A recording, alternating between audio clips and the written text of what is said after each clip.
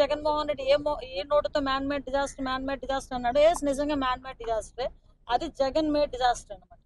ఆ Jagan made disaster ఎంత దరిద్రం అంటే, మామూలుగా జరిగిన డిజాస్టర్ అది వేరు, కావాలని ప్రకాశం బ్యారేజ్ నే కోలుగొట్టేద్దామని చెప్పేసి డ్యామేజ్ చేద్దామని చెప్పి వాళ్ళు ఆ 3 బోట్లు కూడా 5 బోట్లు కొట్టుకుని రావటం, ఒక బోటు మునిగిపోవటం, ఒక బోటు గల్లంతవటం, ఆ మిగతా 3 బోట్లు కూడా ఒక్కొక్కటి వెయిట్ కూడా చూసుకుంటే 30 టన్స్ నుంచి 40 టన్స్ వరకు ఉంటుంది.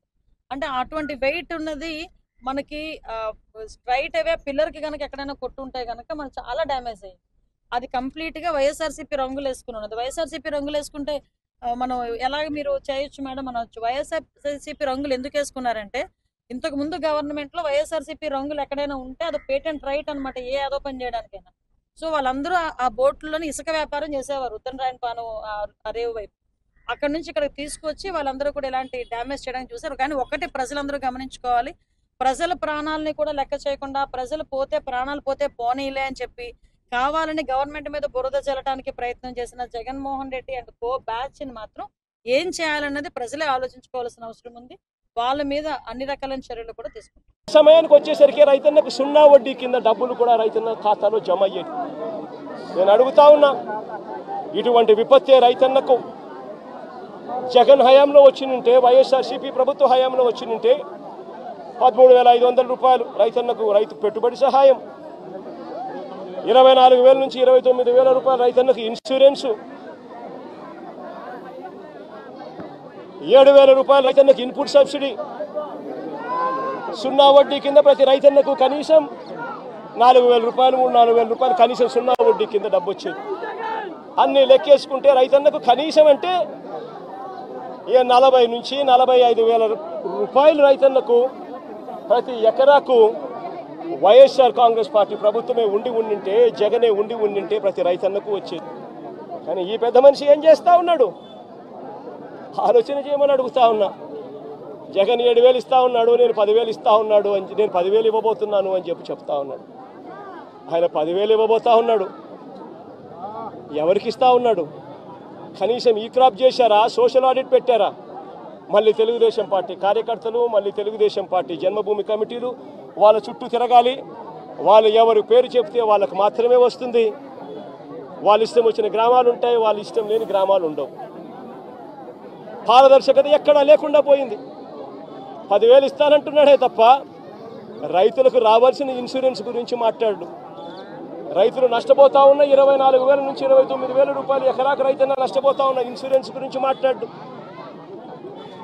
రైతన్నలకు ఇవ్వాల్సిన 0 వడ్డీ గురించి మాట్లాడు. రైతన్నకు రైతు భరోసా కింద నష్టపోయిన 13,500 రూపాయల గురించి మాట్లాడు. ఇవన్నీ రైతు నష్టపోయాడు అన్న సంగతి తెలిసి ఉన్నా కూడా ఈ పెద్ద మనిషి చంద్రబాబు నాయుడు మాట్లాడు. అదే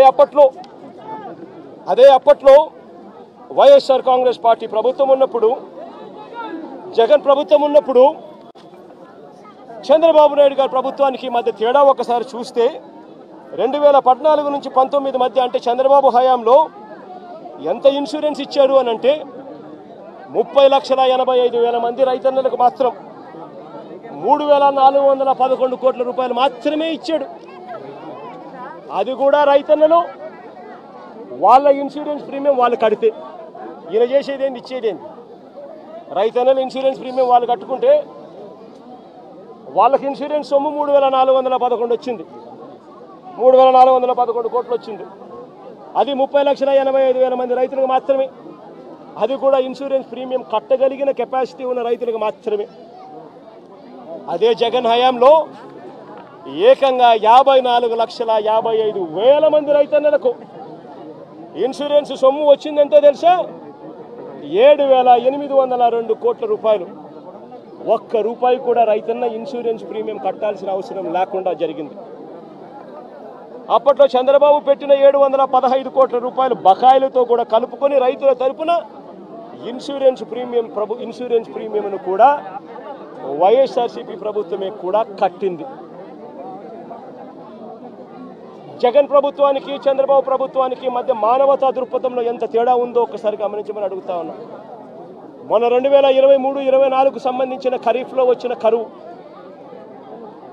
ఈ కరువుకు సంబంధించి మళ్ళీ ఖరీఫ్ వచ్చేసరికి అంటే 2024 జూన్ జూలైలో రైతన్న చేతిలో ఇన్సూరెన్స్ డబ్బులు పడాలి అని అంటే ఇన్సూరెన్స్ ప్రీమియం డబ్బులు మే జూన్లో ఇన్సూరెన్స్ ప్రీమియం డబ్బులు కట్టాలి.